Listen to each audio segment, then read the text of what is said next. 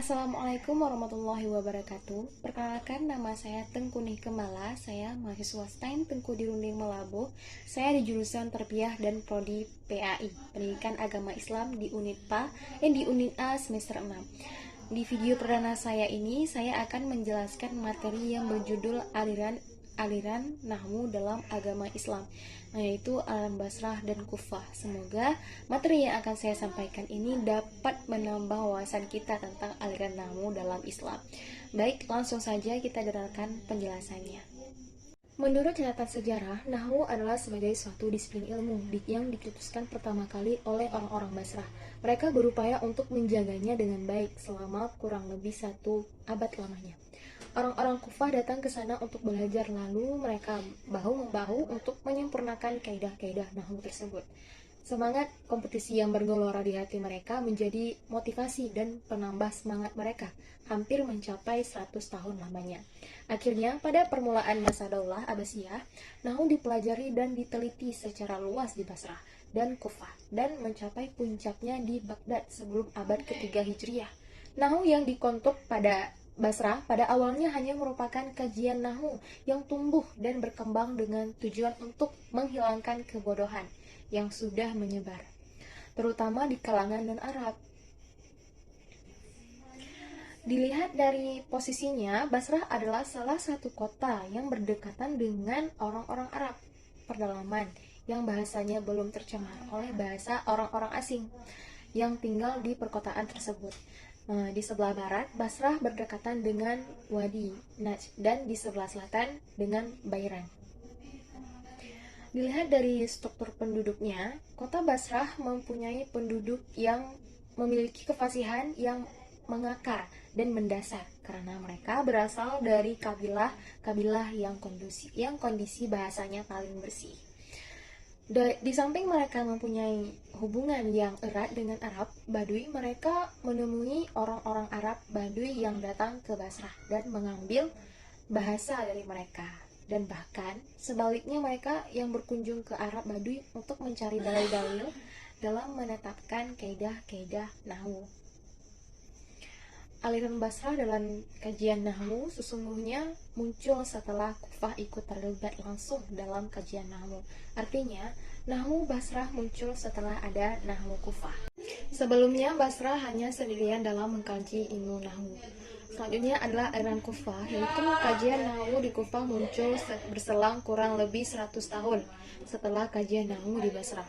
Hal ini disebabkan karena di Kufah lebih disibukkan dengan kajian terhadap hadis, fikih, dan qiraah. Sedangkan di Basrah, para ulama lebih disibukkan dengan kajian bahasa, kajian nahwu, filsafat, dan lainnya. Di samping itu pula, para penduduk Kufah lebih suka berpegang teguh terhadap tradisi-tradisi kuno, karena di daerah tersebut banyak tinggal orang-orang yang asli Arab, khususnya para sesepuh sahabat Nabi Muhammad SAW, seperti Umar bin Yasir, Abdullah bin Mas'ud, dan lain sebagainya. Pada masa Ali, Kufah sebagai pusat kegiatan laskar tentara Islam, maka dinamakan Kufah karena untuk tentara. Mungkin dengan sebab banyak kegiatan militer ini, para penduduk Kufah kurang memperhatikannya dalam mengikuti kebudayaan yang sedang berkembang. Sebagaimana Basrah, Kufah adalah suatu kota di Irak yang terletak di sebelah kanan Sungai Kufah, yang merupakan salah satu cabang dari Sungai Yufrat. Kota ini merupakan salah satu kota bersejarah di Irak yang dibangun oleh Sa'ad bin Abi Waqqas di masa pemerintahan Umar bin Khattab pada tahun 15 Hijriah. Kufah menjadi pusat pemerintahan pada masa Khalifah Ali bin Abi Thalib. Di sana terdapat sebuah masjid dengan sebutan Masjid Kufah, dan masjid inilah Ali bin Abi Thalib terbunuh. Kota ini merupakan lambang kebesaran Islam dan menjadi tempat tujuan dan tempat berkumpul orang-orang Islam. Karena alasan politik, Khalifah Ali bin Abi Thalib memindahkan ibu kota pemerintahan dari Madinah ke Kufah. Sejak itu, kota ini menjadi basis kekuatan penduduk Ali dan keluarganya. Dukungan tidak hanya bersifat politik, tetapi telah berubah menjadi suatu akidah dan ideologi bahwa kepemimpinan umat harus dipegang Ali dan keturunannya. Kelompok mereka selanjutnya disebut Syiah. Ahli sejarah mengungkapkan bahwa Kufah adalah tanah air orang-orang Syiah dan Al-Ba'id. Di dalamnya muncul Abdul Allah bin Sabah. Ia mendapatkan lahan yang subur untuk menyebarkan ajakan menentang Muawiyah, gubernur Syam waktu itu. Akibat dari fitnah dan hasutannya itu, orang-orang Kufah menjadi marah kepadanya. Utsman bin Affan yang waktu itu menjadi khalifah yang berkedudukan di Madinah. Kufah merupakan pusat pengendalian perlawanan melawan pemerintahan pusat yang berkedudukan di Madinah. Sebagaimana dikatakan oleh Al-Mas'udi bahwa penduduk Kufah adalah yang paling cepat menerima bai'ah Ali bin Abi Thalib. Sesuai dengan berlalunya masa, maka Syiah pun tumbuh dan berkembang di Kufah dan menimbulkan kejadian-kejadian yang merusak persatuan dan kesatuan umat Islam. Di antaranya Perang Jamal dan Perang Siffin pada tahun 36 Hijriah, terbunuhnya Husain bin Ali bin Abi Thalib di Karbala pada tahun 61 Hijriah. Kejadian-kejadian tersebut berpengaruh terhadap kota Basrah dan Kufah. Selanjutnya adalah letak geografis dan karakter penduduk Basrah dan Kufah. Dilihat dari posisinya, Basrah adalah salah satu kota yang berdekatan dengan orang-orang Arab pedalaman yang bahasanya belum tercemar oleh bahasa orang-orang asing yang tinggal di perkotaan. Di sebelah barat, Basrah berdekatan dengan Wadi Najd dan di sebelah selatan dengan Bahrain. Di samping itu, Basrah juga dekat dengan Al-Marbad yang merupakan pasar seni Arab yang termasyhur pada masa permulaan Islam. Pasar seni ini sama dengan pasar seni Ukais di zaman jahiliyah. Pada pasar ini adalah tempat berkumpulnya orang-orang Arab dan orang-orang Basrah di mana mereka bertukar pikiran dan informasi. Di sini pula tempat berkumpulnya orang-orang perkotaan dan orang-orang perdesaan.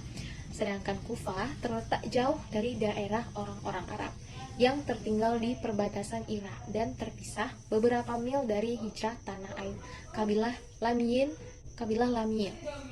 yang berada di bawah perkuasaan Persia.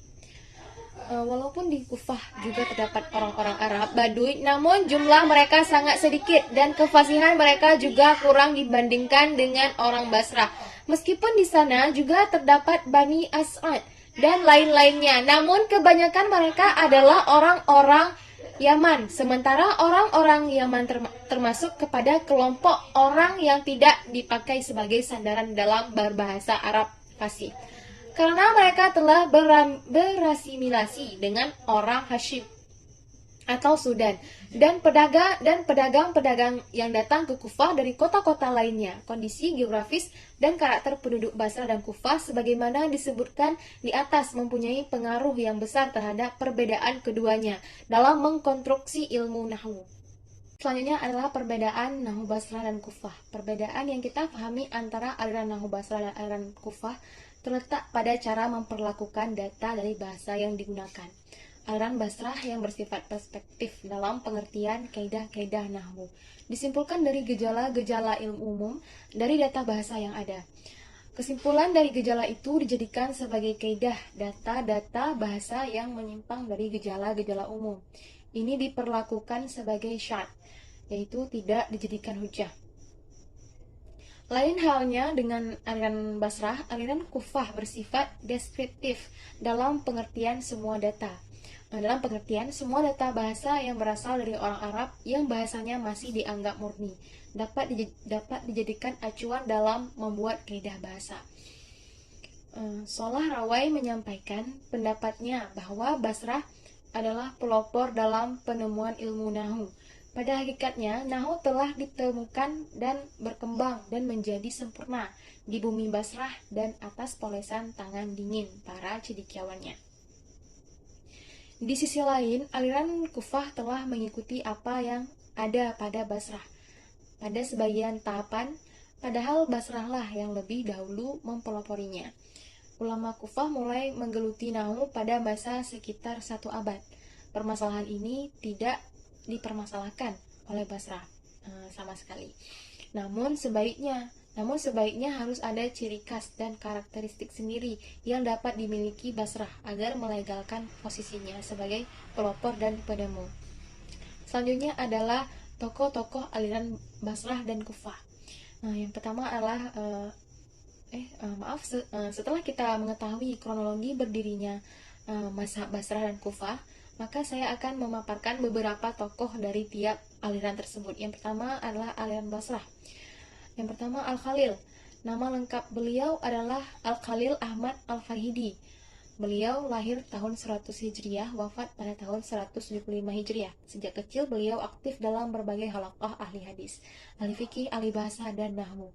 Selanjutnya Sibawayh. Nama asli Imam Sibawayh adalah Umar bin Usman bin Qanbar. Beliau terkenal dengan Sibawayh yang menunjukkan bahwa beliau adalah orang Persia dari Bani Haris bin Ka'b. Beliau lahir di desa Baidat. Lalu keluarga beliau hijrah ke Basrah dan beliau hidup di sana. Selanjutnya Al-Mubarad. Nama lengkap beliau adalah Muhammad bin Yazid Al-Asdi, yaitu pimpinan ulama Nahwu Basrah ketika itu. Beliau lahir pada tahun 210 Hijriah dan beliau belajar mendalami ilmu bahasa pada ulama Basrah kala itu, yaitu pada Al-Basah bin Ma'dan Al-Fil Al-Mahri. Mendapat laqab Al-Fil karena ayah beliau adalah pemelihara hewan gajah untuk orang yang melakukan ibadah haji. Selanjutnya adalah tokoh aliran dalam Kufah. Yang pertama Al-Kisai. Nama lengkapnya adalah Ali bin Hamzah. Beliau orang Persia, lahir di Kufah pada tahun 119 Hijriah. Beliau belajar sejak kecil pada Sulaiman bin Arqam, Abu Bakar Syubah bin Ayasi. Beliau mengikuti halaqah Hamzah bin Habib Ziyad sampai beliau mendapatkan laqab Al-Kisai dalam majelis tersebut. Selanjutnya adalah Al-Faraq. Beliau orang Persia bernama Yahya bin Ziyad bin Abdullah, lahir pada tahun 144 Hijriah. Beliau hidup di Kufah dan belajar sejak kecil, yaitu mengikuti ulama halaqah seperti Abu Bakar bin Ayasi. Selanjutnya adalah Abu Ja'far Muhammad bin Hazan, tuan dari Muhammad bin Ka'b al-Qadi. Mendapat laqab Ar-Ruwasi karena ukuran kepala beliau yang besar. Abu Ja'far hidup dan berkembang di Kufah dan berkelana di Basrah dan berguru kepada Abu Amru bin Al-Alai dan ulama Basrah angkatan kedua lainnya. Tidak lama kemudian beliau kembali ke Kufah dan belajar nahwu pada pamannya yang bernama Mu'aid. Dari situlah Abu Ja'far menjadi ulama nahwu Kufah yang angkatan pertama dan pengarang kitab yang berjudul Al-Faisal fin Nahwi. Baiklah, itulah tokoh-tokoh dari aliran Basrah dan Kufah. Selanjutnya adalah kesimpulan. Dari materi ini bisa kita simpulkan bahwa perkembangan dan pemikiran nahwu yang dipelopori oleh mazhab Basrah, selanjutnya mazhab Kufah telah memberikan kontribusi yang sangat besar bagi perkembangan ilmu nahwu dari masa ke masa. Mazhab Basrah laksananya sebagai ibu dan mazhab Kufah laksananya sebagai bapak.